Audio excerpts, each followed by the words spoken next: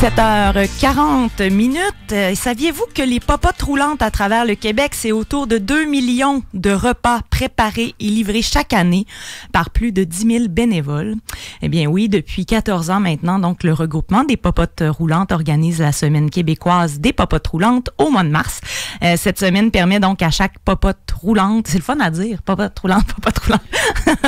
Donc, cette semaine donc permet aux popotes de promouvoir ses services alimentaires bénévoles. Et pour nous en parler ce matin, je m'entretiens notamment avec Dominique Pétain, comédienne et porte-parole de cette semaine pour une 3e année consécutive. Dominique, bonjour.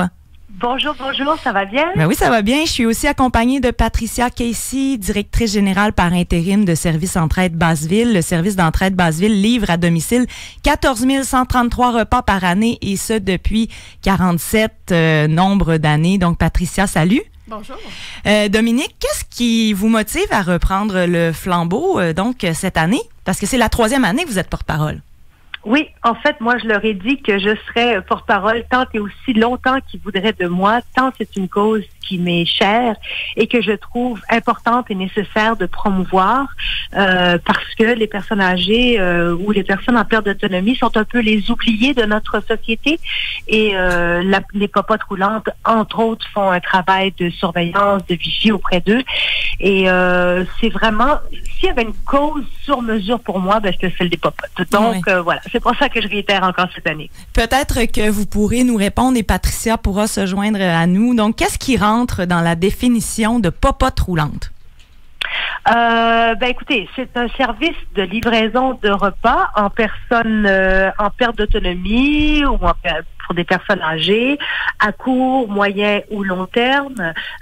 C'est un service récurrent, donc ça peut être tous les jours, ça peut être 2 fois par semaine. Bref, donc il y a une forme d'accoutumance à la personne qui vient porter vos repas. Généralement, c'est toujours la même personne.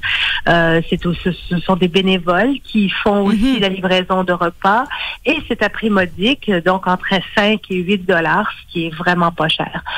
Donc ça, c'est le premier objectif des popotes. Et le deuxième, ce serait d'assurer une vigie auprès de ces personnes âgées qui, bien souvent, ne voient pas beaucoup de monde dans la semaine. Et le livreur ou la livreuse est à même de constater si ça va bien aujourd'hui, si ça va aussi bien que la semaine dernière quand on s'est vu, bref, et peut peut-être faire une différence dans la journée d'une personne âgée. Ah oui, tout à fait. Donc, ça donne accès justement à, des résidences où on pourrait justement, où on n'a pas accès si souvent. Patricia Casey, du service d'entraide Basseville, qui profite justement, quel est le profil de ces gens? On parle de personnes âgées en majorité. Quel est le profil de ces personnes qui profitent des services de popote roulante? Dans notre cas, dans le secteur de Saint-Sauveur, on parle beaucoup de personnes vulnérables, de personnes démunies. On parle souvent des personnes aînées. Et puis, je dirais que nous, dans le secteur qui est quand même très défavorisé, il y a vraiment un facteur financier. Donc, c'est pour ça que nous, on est dans la catégorie du tarif le plus bas possible. On a parlé de 5 $ à 8 $. Nous, c'est vraiment dans le créneau 5 $. Et souvent, notre clientèle, c'est pas ce qu'on favorise, mais vont utiliser le repas pour 2 repas. Puisque nous, on fait exprès d'en mettre un peu plus. Okay. Ils ont l'équivalent d'une soupe, un entrée, un repas principal et un dessert avec des portions généreuses. Donc, c'est dans une volonté, justement, de pouvoir compléter le plus possible leur alimentation. Puisqu'autrement, avec leurs moyens financiers, ce serait vraiment difficile. Comment est-ce que ça fonctionne, le financement des popotes roulantes? D'où vient, justement, l'argent pour financer vos activités?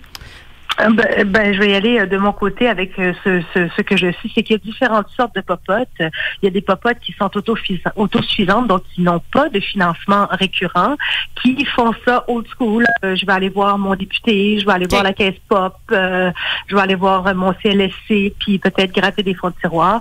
Il y en a d'autres qui reçoivent des subventions, ça dépend. Il y a des popotes avec fournisseurs, donc dans notre cas, dans le cas des popotes, il y en a différentes sortes. OK, donc le financement vient d'un peu partout. Ce sont quand surtout... il y en a. Oui, c'est ça, quand il y en a, effectivement. Ouais. Ce sont surtout donc des bénévoles qui travaillent pour les popotes roulantes. Là, on parlait d'un nombre assez élevé donc de bénévoles. 10 000 bénévoles, c'est quand même pas rien. Donc, ces bénévoles-là, vous les recrutez comment? On fait ça cette semaine, justement. Ça tombe bien. En fait, c'est que la semaine des popotes roulantes, c'est aussi pour rappeler aux gens que le service des popotes existe et bien sûr de mettre le spot sur notre besoin de bénévoles parce que comme je vous disais tout à l'heure, ce sont des gens, la moyenne d'âge est de 72 ans. Donc, à un moment donné, il faut renouveler les bénévoles, il faut aller en trouver d'autres parce qu'ils se fatiguent, parce que, c'est normal. À un moment donné, quand tu fais ça très longtemps, t'as envie de faire autre chose. Alors donc, c'est ça, il faut aller trouver des bénévoles et c'est comme ça qu'on fait. On en parle, vous nous donnez un petit temps d'antenne, puis on dit bonjour, si vous avez envie d'être bénévole, téléphonez aux popotes roulantes. Donc, Patricia Casey, de votre côté, là, on parle du service d'entraide Basseville, donc on parle de la Ville de Québec. Est-ce que vous avez de la difficulté à recruter des bénévoles? Oui et non.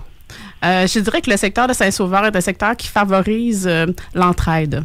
J'avais entendu parler de l'expression un peu, c'est le village gaulois de la ville de Québec, là, dans le sens qu'il y a vraiment les gens s'entraident beaucoup. Je suis quand même très surprise. Je suis relativement nouvelle dans l'organisme, mais je suis très surprise de voir qu'il y a vraiment une bonne quantité de bénévoles.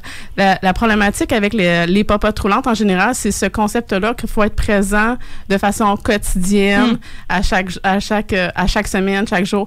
Donc, ça fait quand même un bout que je suis dans le milieu communautaire. Puis, ce que je constate, c'est plus facile de trouver des bénévoles pour de l'événementiel que pour un bénévolat qui est là au quotidien.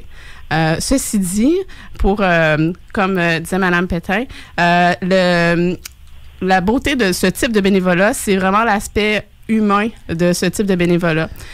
Quand vous faites la popote roulante, ça fait tellement du bien à l'âme parce qu'on va visiter la personne vulnérable à la maison, on constate son état général, mais aussi on reçoit un sourire pratiquement à tous les jours. Donc ça fait vraiment, vraiment du bien. On est la visite la visite tant attendue. C'est comme aller voir son grand-parent à tous les jours. Donc ça fait vraiment du bien. Absolument. Puis pour avoir fait une journée de livraison de repas, je peux vous dire à quel point c'est vrai ce que dit Patricia. C'est bonjour madame, on s'appelle par son nom parce qu'on se connaît, parce qu'on s'est vu la semaine dernière. Et puis vous savez, avec les problématiques de la vieillesse parfois et de perte de certaines facultés, on peut finir par oublier. Il y a de l'Alzheimer, il y a de la démence. Alors les personnes qui vont faire la livraison de repas sont à même de constater et d'appeler le CLSC ou d'appeler les secours si jamais quelque chose se produit. Donc, c'est une visite qui fait du bien au cœur, qui fait du bien à l'âme, qui fait du bien au ventre. Je vous le dis, c'est un service essentiel, les popotes roulantes. En guise de conclusion, je vais vous demander de compléter la phrase suivante. Sans popote roulante, 3 petits points. Oula! Difficile, hein? Ou facile. Il y aurait beaucoup de gens mal pris, il y aurait beaucoup de gens seuls, il y aurait encore plus de gens tout seuls. Oui, c'est ça. Et pour votre part, donc, Patricia, sans popote roulante, hein, qu'est-ce qui se passerait? Ça n'a pas de sens. Le système de la santé serait vraiment mal pris. Et puis, tous les proches aidants, moi, je pense à l'ensemble des familles du Québec, seraient obligés de s'occuper de leur aîné à tous les jours. Oui. Dominique Pétain, donc, et Patricia Casey. Donc, merci beaucoup d'être passé ce matin nous voir. Passez nous voir et d'avoir de nous parler au téléphone. Donc, si on veut avoir plus d'informations sur cette semaine des popotes roulantes, j'imagine qu'on peut trouver facilement sur Internet. Il y a un site formidable qui s'appelle popote.org. Vous pouvez même trouver la popote la plus près de chez vous. Il y a un petit outil qui s'appelle Trouver votre popote. Vous allez avoir toutes les infos que vous désirez là-dessus. N'est-ce pas magnifique? Et donc, juste après vous, ça tombe bien parce qu'on a Michel Lemonette qui fait sa chronique Vieillir en ville et le thème qu'elle aborde, c'est « Quand bien manger est un défi ». Hein, on dirait qu'on a organisé ça, mais finalement, ça se suit super bien. Donc, merci beaucoup à vous deux. Mais merci beaucoup. Bonne journée à vous.